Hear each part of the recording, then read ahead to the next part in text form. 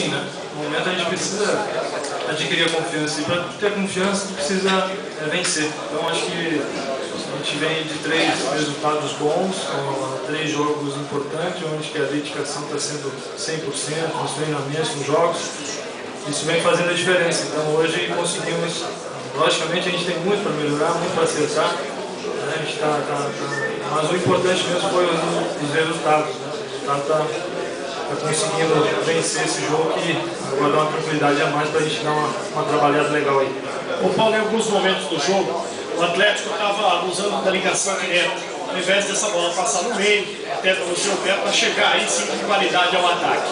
Como corrigir isso aí? No dia a dia, no trabalho, né, precisamos melhorar. Isso é um fato mesmo que está acontecendo, né? Porque às vezes a gente não está jogando, né? Nós temos muita ligação direta e às vezes, principalmente para mim, fica um pouco mais difícil jogar, né?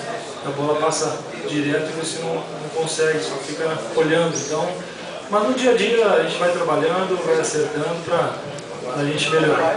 Outro detalhe ainda nessa linha, Paulo, é que em alguns momentos do jogo você ficava meio sozinho lá na frente, que o Wesley voltou bastante também, e até você cobrou isso do Wesley, né? Mas eu acho que nós precisamos fazer isso, nós precisamos conversar mais, nós precisamos se cobrar mais. Acho que esse negócio de a gente, não tá bom, não tá bom não, acho que nós precisamos mesmo se cobrar na dentro de campo porque a gente quer vencer. Eu não vim aqui também só para passar tempo, eu vim aqui para vencer, eu vim aqui para ajudar, então acho que é dessa maneira. Depois já se acertamos lá dentro do vestiário, é brincadeira, é um dos melhores amigos, mas lá dentro de campo a cobrança tem que existir, acho que tanto dele como eu, de qualquer um, acho que a cobrança é fundamental para o bem do Atlético.